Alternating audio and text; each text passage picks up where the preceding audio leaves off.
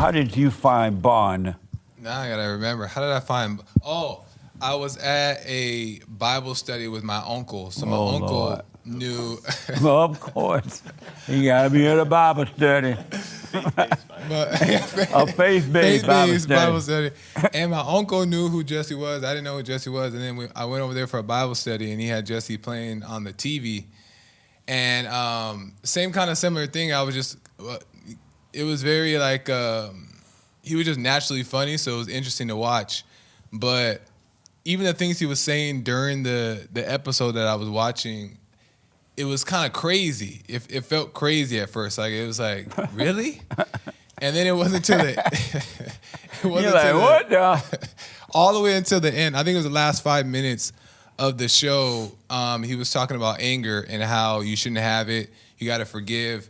And that just made it just, something clicked for me. And right after that, I went straight home and watched like 100 videos just trying to understand it. And he would, in my mind, he was either crazy or onto something. And yeah, one thing led to another, and I ended up coming to the men's forum and then church, and then I haven't been able to leave. Amazing. And how did you find it, Nick? So I grew up in Canada. I'm an anchor baby in Canada. And so I was born in What America. a mess. Like Ted Cruz. Absolute mess. Like Ted Cruz. That's true. Trump said that. But I'm born in America, but we moved up to Canada when I was a kid. And so, long story short, fast forward to around 2015, 2016. And at that time, Trump was running. It was lighting up everyone. It was lighting up emotions everywhere. And at the time, I was watching it all happen.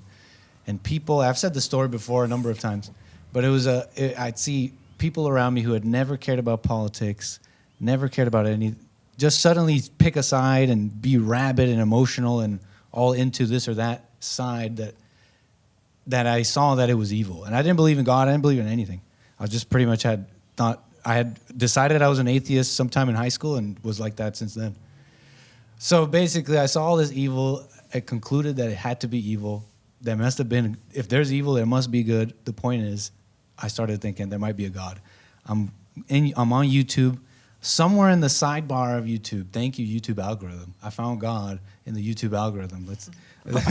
I'm going in the YouTube. I'm in the sidebar, and I find this video of Jesse talking to this ex-Baltimore cop. It might have been the Jesse Lee Peterson show.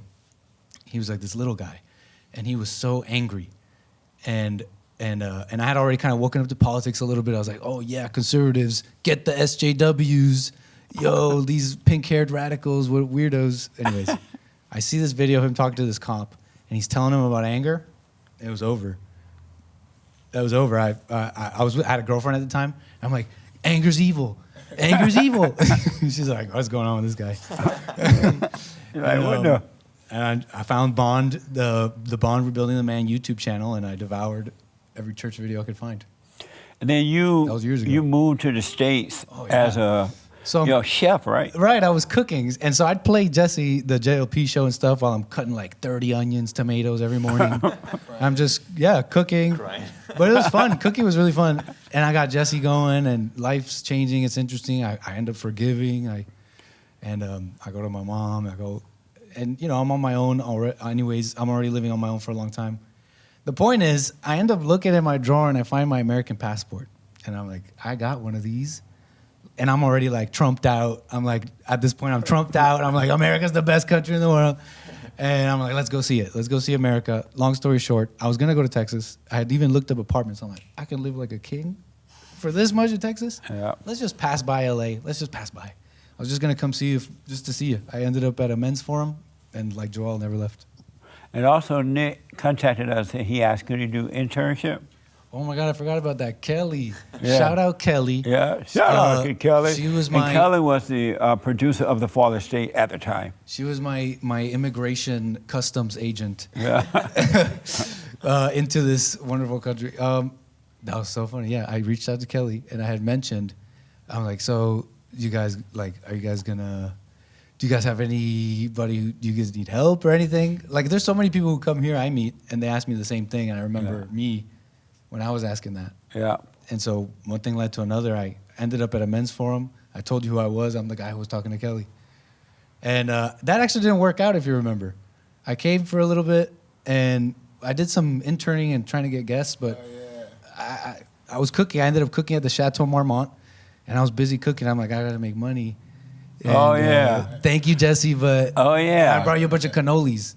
Right. I remember that, too. It was my parting gift. He started here as an intern, but it was free. He wasn't getting paid.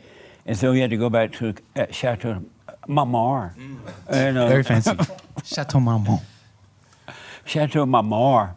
And so what happened was, at the time, Hake was the producer, I believe. I was producer for the radio show, yeah. Yeah, he was the producer for the radio show. And so when Hake started his own show on the network, we needed a new producer. Am I right? I forget whether Daniel was producer or whether I was producer. But Do you remember who was producer? Daniel. Daniel. Yeah, it was. Oh, okay. Yeah. But anyway, we Something like needed that. a new producer.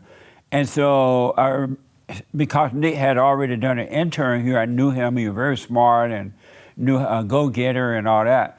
So Kelly recommended, why don't you get Nick? I'm like, oh, okay. And so we called Nick to offer him the producer job for my radio show. So he came back on full-time as an employee. I quit the Chateau that day. Yeah, he quit the Marmont Chateau that day. I met Robert Downey Jr. I met Nicole Kidman. That guy who was the Green Goblin in Spider-Man. Spider-Man. the young guy or the old guy? The old guy. Amazing. Whatever his name is. Nice. Kelly called you? Huh? Kelly called you and said, oh, there's a position here as a producer? Jesse called I me. did. Oh, you called? After Kelly recommended me, shout out Kelly, my immigration officer. Yeah, Kelly Thank you. really liked working with him as an intern. He was very bright, worked very hard. And she just called him. Yeah, she recommended him, then I called him. What was your first thought when You don't want to speak into the mic? I quit the Chateau. What was your first thought when you saw the number? I couldn't believe it. Well, I didn't see the number. It was Jesse, and he's like, "You want a job?" I said, "Yes." Easy. Nice. And then, Hake, how did you find Bar? So I was traveling back and forth between. I took a month off of work or a few weeks off of work, working at my old job, and I was traveling back and forth between friends in like Seattle and Portland, and I visited a church at one point because I was looking for the truth, and somebody's like, "You're from L.A. You should check out Jesse Lee Peterson. Bar. He has Brotherhood of a New Destiny."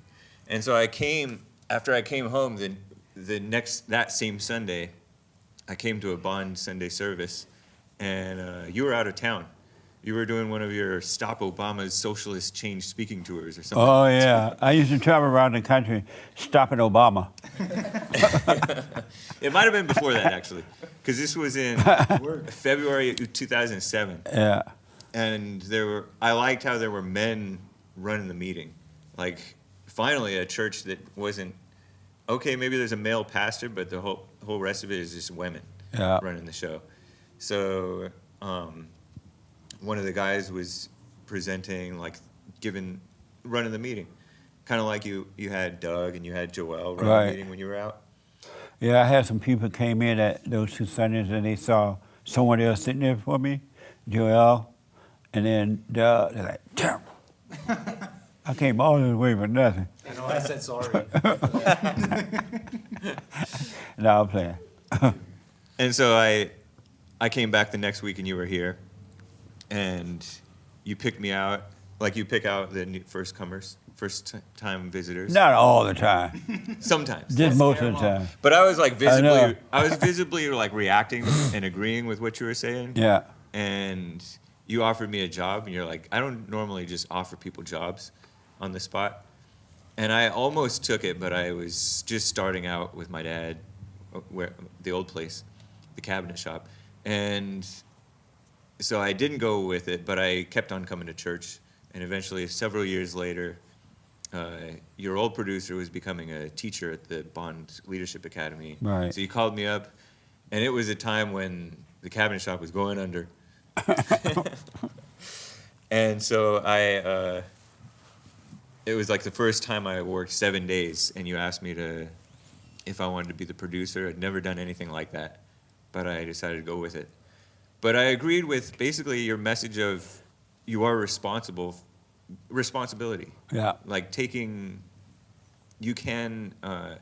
Christian message that you can overcome sin, you can have peace. One of the guys, when I first came and you were there, said that shyness, it comes from anger. And I'd never considered that before. Yeah. And I'm like, yeah, that's actually true.